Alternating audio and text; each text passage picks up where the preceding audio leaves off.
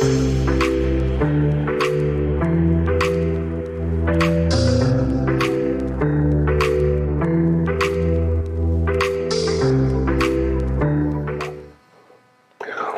to another episode of Faith, Family, and Business. I'm Adrian. I'm Tanya. Hey, coming to you with another installment of this new and exciting and filled with life theories and life experiences podcast. All right. And today we got a nice, great topic for you guys. Looking forward to talking about it. What are we talking about today, babe? Today we're talking about developing a business and trusting God in the process, a God idea. Yep. Building, but not for real. It's messed up there. But developing a business in a God process and a God idea. Now, man, we could take this so many different ways, right? Yep. I mean, we've experienced all kinds of business. I think we've started, Lord knows, maybe like 3 or 4 different businesses, right? Oh, yeah. Been in couple different brick and mortars, had a couple different professions, right?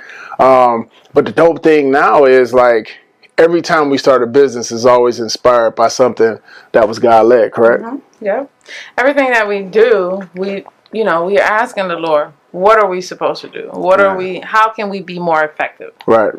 And sometimes we may get it wrong, sometimes we get it right. Right. But still falling back on God, what do you want us to do? Right. Yeah. Which the great thing is that our purpose never changes, right? No. Our purpose is always to help as many people as we can, right? Help and develop His kingdom. That's exactly it, right? So that's what we try to keep our focus on. Right. Is winning souls, no matter how it comes about. And just moving forward in what He's called us to do. Yeah. I mean, and when you think about it, just throughout life, so many of us Christians, so many just people always wonder, what's my purpose? What's my purpose, right? And the Lord already told us what our purpose is. Our purpose is to be the salt of the earth. Our purpose is to be the fruit, right? Be His fruit shown through us, right? And also to go out and preach the gospel and help save the lost. Yes. I think that sometimes people mistaken their purpose for their gift, right? And their talent. Because a lot of times when the Lord gives us stuff, we just think, okay, well, I'm just good at this or I'm just good at that. But the reality of it is that God's given us that as a vehicle to then be able to do what our purpose is and to be able to delight ourselves in Him and let Him have His perfect work in that situation, in our work, in our homes, in us, and so on and so forth. Yeah, a lot of people will say, I'm not good at anything. I don't know I don't know what I'm good at. But if we take the time, God has given each of us a talent. He's given all of us something that we're good at. That's true. That does not necessarily mean that's our purpose in Him, because He may give you something to do and you do well at it. Right. But at some point you have to figure out, what is my true purpose? That's true. And what He's called you to do, because ultimately with your purpose you're building His kingdom. You're winning souls, because we were born to win souls. That's our main purpose of being on this earth, is to be His hands and His feet and to build His kingdom. Right. And when you think about developing a business and trusting God in the process, like when you think about it, when you're doing God's business, right? Then that business is already developed. Now it's our opportunity and it's our job to walk it out, right? But if it's God's business, you have no choice but to trust Him in it, right? Because if He gave it to you, which He gives us a lot of ideas, let's just face it. Right. Like, I mean, He's given us a lot, right?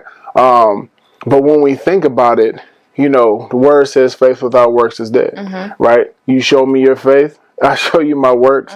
I mean, but either way it goes, like, it doesn't work that way, right? If we don't activate our faith by walking it out, no matter if it's hard, no matter if it's easy, no matter what, like, bro, like it's not going to be successful, right? So this is what I want to ask you, because you said God gives us different ideas, right? Sometimes you can have so many things in your mind or whatever, and your purpose. But all these things come in your mind and you're like, oh, I'm going to do this, I'm going to do that. Right. Is that being double-minded, or is that being in a place where it can get you off track from doing what God has for you to do. What do you think about that? So when I sit back and I think about it, right? Any story in the Bible, when God came to somebody, he came to them with the idea that he had for them, right? I think along the way, different ideas develop off of the idea that God might have given you, or it's impatience, right? Where we'll sit down and we'll think to ourselves, like, let's think about man. Man always wants to be in control, right? We want to be in control of our emotions. We want to be in control of our atmosphere. We want to be in control of everything, right? So when something's taking a little bit longer than what we anticipated it, right? What do? We sit down and start thinking about other ways. We start thinking about, that get rich quick, right? Just $1 in a dream. Let's go play the lotto, right? But the reality of it is that I believe that over the time that when God gives you an idea, he's pruning us and he's growing us over that time to then be able to be successful for his cause in the kingdom and in this business. I was thinking about, when you were talking, I was thinking about Jonah and the whale. Right. How God wanted him to do something, yes, and he decided, I don't want to do that. I want to do, And God was like, okay, you going in the whale, you're going in the whale's belly. Before he even went in the well, like, he the people he was with turned on him and threw him overboard. You know what I mean? So like, think about that. He knew it was his fault that what was happening. So he had to go. They're like, it's you or us. It's you or us. Right. And what's crazy about that story was, he admitted it. Like, I did wrong. Like, bro, like, they're like, you got to go. You're going overboard. Bye. We ain't about to die. Right. So, and staying on your focus, no matter who is around you. Right. And people may not see the full vision that God is giving you. Which they're not supposed to. Right. It's your vision that he's giving you. And sometimes it's okay not to tell everybody what God has placed inside of you. Indeed. Because it wasn't their vision, and they may not see what you see. Very true. They may want you to do something else. But if you're being led by the Spirit, you are going to want to do what, no matter what you see. I remember when I first got saved, everybody around me like, she have lost her mind. She all in. She this, she that.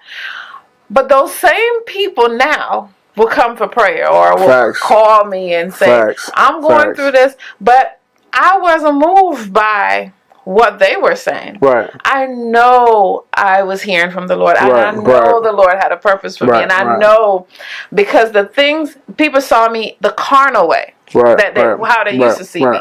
But when you're being led by the Spirit, you don't care what nobody says. Right. And I think, you know your purpose. And I think people, their reaction is based off of fear too, because if you get right, then your lenses are no longer dirty or foggy.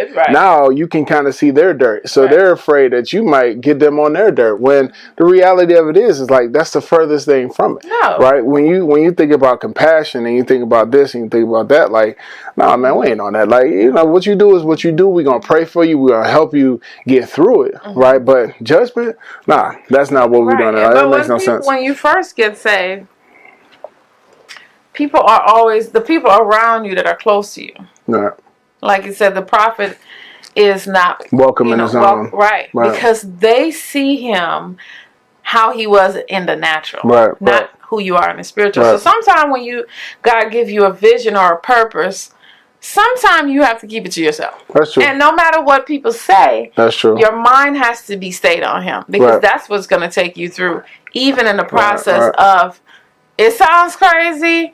It don't sound, you can't be moved by that. You just have to stay the course and knowing that the purpose that he give you will come to pass. Now, so that's all well and good for once you're in the process, right? But in developing a business and trusting in God, I believe, just like anything else in life, you got to have a solid foundation. You do. Right? That foundation has to be set. Now, don't get me wrong. That's not saying that, if you weren't a Christian or you didn't believe in God before and you have a business, that now, your business wouldn't be successful. No. That's why God is, he sent his son to redeem us, right? Yes. He didn't just redeem us for sins, but he redeemed us for so many different things. And that's where we have to understand that on solid rock I stand. All other ground is sinking sand, right? And when we think about that, if our foundation is set in the things of God, He's going to keep us. Right. The things that distract us, and the things that, it's like Peter, right? When Peter saw Jesus on water, he said, "Bid me that I come," right? So Jesus said, "Come on, bro." So Peter get out there walking on water. He's straight, right? But then what happened? Peter looked down. Look down. You got to keep your focus. Right. Your focus has to stay on the purpose that you're even out on the water. Exactly. Yes. Which is crazy, because it's like, which we see a lot in just in natural life, where God did it before. He did it before. He gave you this, and He said, "This is what I got for you, and this is how I want you to do it." Because again, it's not about you fattening them pockets, us making these pockets bigger, us driving what we want, living in these big elaborate homes, and so on and so forth. But it's about how many people can we get to come to know Him, and how many people can we build up to be in those positions where they're doing better for themselves as well. And once you have that foundation set, it's then the work begins, because now it's remembering what God did for you before, and it's standing on that and saying, "All right, Lord, I know it's tough. These bills is here." You know what I mean? And your word does say you supply all of our needs. You know what I mean? But Lord, I don't know. I don't know about this one. But sometimes when you're building your business, it may seem like it's not going how you want it to go. Like, look at what you just said. Yeah. Look at what you just said. You said it's not going how you want it to go. That's right. Right. But sometimes I believe that He takes you down to a certain place. Facts. So we come to the end of who we want to be. Right? True. In order for Him to build us up in His purpose. Right. Very true.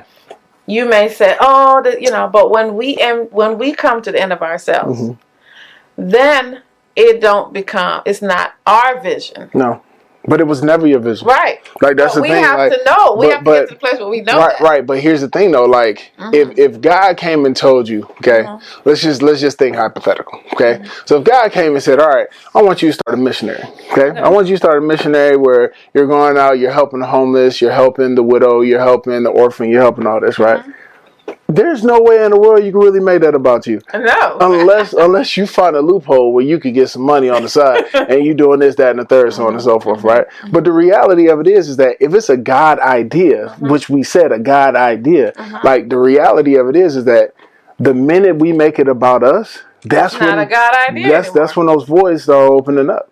You see what I'm saying? And that's when you get holes in the whole bucket. Right. You don't want holes in the bucket of what God has placed inside of you. Right. Once you start compromising, and once you start doing it your way, it's not about Him anymore. Right. It's about what you want. Right. And then let's take it a step further. Right. Those times when you start getting worried about this and worried about that, let's think about if we operating in the way we should. Right. So, are you spending your money properly? Right. Do you have a little bit more luxuries than what you need? You know what I mean? So there's so many things that we have to ask ourselves. Are we operating fully in the way that we need to operate, or are we operating kind of in our own cognizance where we're like, all right, well, I'm gonna just go ahead, I'm gonna get the NFL package for $100 a month. You know what I mean? I don't even watch all the games, but I'm gonna get it just to have it. Nah, like, let's be logical, right? And the same thing in business, like, we can't expect to have everything. Depending on your business, you can't expect to have everything up front, right? But expect to have what you need in order to do what the job is initially. And then as you grow, the business will grow. Right? But again, it's setting that foundation and knowing that, and above all else, that God will get the glory in everything that you do. You know? That's good. So, and you saying God will get the glory out of it, right? Sometimes you're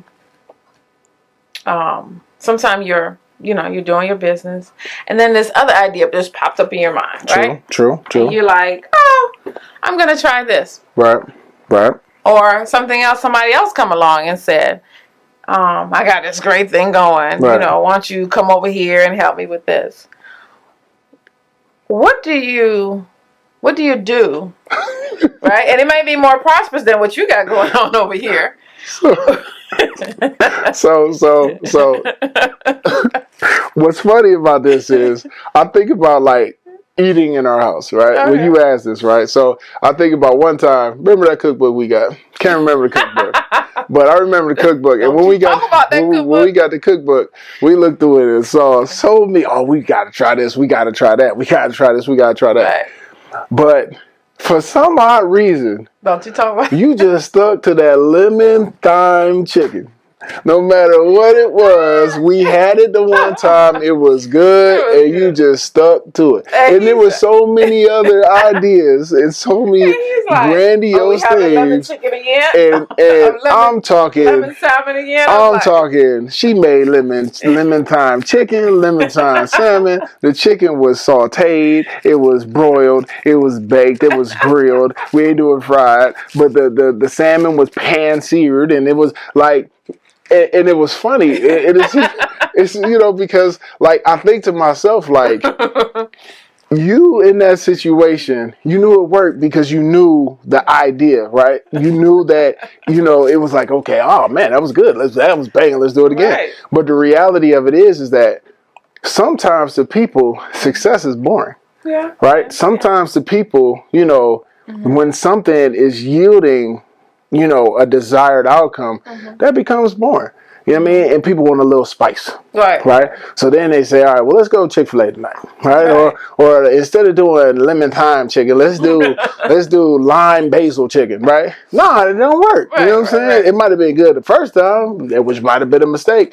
But, the reality of it is that it's like seasons. Like, I believe that God does allow other things to branch off what you're doing, but I think it's seasons and it's knowing when to let go of that season, right? But in letting go of that season, while you are in that season, you're preparing for the next.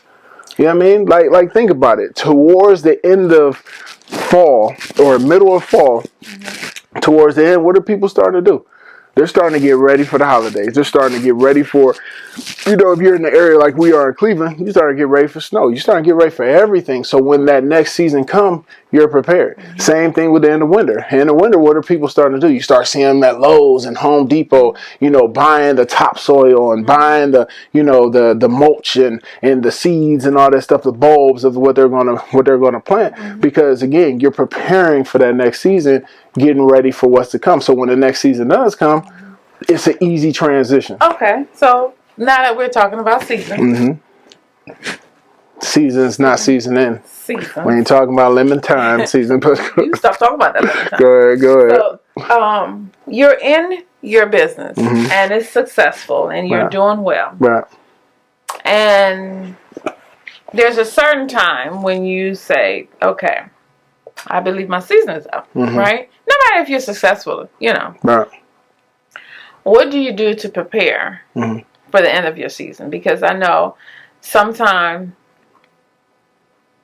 when your season is up, I believe God starts changing things. Right. And you feel like, I know with talking to my clients, they may be going well, they may be successful or whatever. Right. And just listening to their stories, I'm like, maybe your season is coming to an end. Right. But it may not always feel good. Right. Because sometimes God has to make you uncomfortable to get you back comfortable. That's true. And if everything is going well, even if your season is up, you may stay a little longer than you're supposed to. Right. So in the uncomfortableness, how do you prepare for the end of your season? So 2 things, right? I use myself for an example. What we just went through this past fall, right? I believe, number one, you have to be in a place to receive what God is telling you. Because I think that God will forewarn you with more than enough time to be able to be ready for what's next, right? So, for instance, our life, right? God told me to go back to school and finish school, right? And we knew what it took going back to school. 8-hour commute for 16 weeks, the amount of money we spent on gas, parking, everything like that for me to, for me to graduate undergrad. But I believe that God opened up that door to then prepare us for the next door, right? But even in that, I believe that God wants us to bring people alongside of us that we can train them up and disciple them and help them help us, but help them help themselves, right? Because now we're helping someone become the same servants that we are, right? Not the same people, but in the same service that we are, to then be able to, transition our clients into those people, but also, being able to speak life into them too, because they're listen, I'm sure there's some manicurists out there that have the well of talent, you know what I'm saying? And, but they just need that guidance. And I believe that with you being in the game for 30 years, like, you can offer so much to people from the business aspect, from the spiritual aspect, from the personal aspect, from the compassion aspect, that when you're now starting to deposit versus withdrawing, then I think that's when because if we continue to just withdraw, it's like the ATM. We can no longer accept checks, no longer accept cash, right? But if you're constantly depositing, right, then as you're depositing, the Lord is depositing back in you. You know what I mean? And so on and so forth. I think it's when you're getting ready for change, you're bringing someone alongside you. So I use myself, for example, as a manicurist. Right. I believe my season is coming to an end. Right. But I have a lot of clients. I have a nice clientele. Right. I don't want to leave my clientele just hanging, trying to figure out, Right. So at this place, I'm asking the Lord to send me the right person that I could train up to take that place. Right. As He's preparing me for the next place. Facts. It's a time of preparation that you have to go through to get to where you have to go. Now, it could be easy, or He could just pull it away from you because you're not doing what you're supposed to prepare yourself. Facts. And you stayed too long. Right. Sometimes we stay too long and we miss out on what God is preparing for us. And sometimes He has to say, listen, I'm going to make you uncomfortable a little bit. Because you too slack and you're too comfortable in this position when I have you to go to somewhere else. To do something else. Right. So it's being able to understand that your season is up for one. And God is a God of order. He wants to make sure everything is done in decency and in order. And so as He's preparing you for the change, He's preparing you. He don't want to leave that gap of the space that He had for you to impact. So He's preparing someone to take that place as He's moving someone out to elevate you up to a different place. But it's being able to understand what is happening with you. Because sometimes you don't understand and you're feeling like, I don't know what's happening. But you know what? I don't think it's that though, right? And I think it's when you make it about you, it becomes that, right? But when you're obedient to what the Lord has showed you, right? Because think about it, we're saying this, right? We both, we've been in the youth pastoral role for over a year now. Been in leadership for a while, and we know we see the writing on the wall. We know, but I'm talking about people that may not necessarily and I'm with you, understand. right? But so here's the thing. So the one of the things that we hold so true in our lives is reading the Word, right? Because in reading the Word is going to give you revelation. Like you may be reading something about something that has nothing to do with what you're going through right now. But the Lord will give you revelation through that to have an understanding, right? And if you sit down and you think about it, if your unhappiness is coming from the fact that you don't feel fulfilled, then there's a good chance that you're more so holding on to you and what you are going to get out of it versus giving it to God and saying, okay, Lord, use me as you will. Again, going back to school, we're business owners. Our business is doing pretty decent, but probably not where we wanted to be, but it's doing decent. But the Lord say go back to school. That threw a monkey wrench right in, on top of being, husband and wife, being father and mother and father, being, pastors, being all this stuff. God say, all right, go back to school. We ain't know, but we ain't argue. We said, all right, Lord. We don't know what that degree, we don't know what's going to come from that, and even the degree to come. But what we do know is that the Lord sanctioned that and said, I want you to go and do it. And sometimes we just got to shut up and say, okay, right? Because too many times we want to be in control. We want to have it and hold it and say it. And it's the uncomfortableness. Because when you're doing say you're living your life and you're doing whatever you want to do, and God said, I want you to do this. Right. It has to be a place, and this is what He wants for us, that we are totally submitted to what He wants for us to do. True. That we come to the end of ourselves, that we're not being moved by what we want and being led by it. Right. So when you said, I believe the Lord wants me to go back to school, I'm like, okay. But it was a sacrifice. It was. It was. We had to move some things from over here to over there, do whatever we need to do. But in all of it, we knew that He brought you through. Oh, for sure. He definitely worked that thing where all the way down. Yeah. And He was our provision. Right. But again, though, it goes to what the word says: obedience is greater than sacrifice. Right. So I mean, when we all sit back and look at it, to sum this thing up, like the reality of it is when you are developing a business, right, and you're trusting in God, it's going to look different for everybody, right? It's going to look different as it did for us, as it will be for the next person. But I think that the most important aspect of all of this is trusting in God and understanding that He will take you through, right? He will put the people around you that need to be around you. He will put you in arenas that you need to be in, and He will give you the wisdom if you're willing to sit down and to hear it out. And to be obedient. The key word is obedience. Right. To be able to be transparent, to be able to be open, and to listen to what He's saying. Right. Right. And the listening comes in different aspects. That's true. You could be, you can hear Him from whenever. Right. It's how you're opening yourself up to hear what He's saying. That's true. And being ready to be understanding and obedient. Right. And knowing what's from God and what's not from God. Yes, because you can have all these different ideas. And they may all be good ideas. Right. But you want to make sure you're doing what He wants you to do in the time frame that He wants it done. That's it. I agree. Yeah. Well, I mean, it was great talking to you, Mrs. Clark, on this day.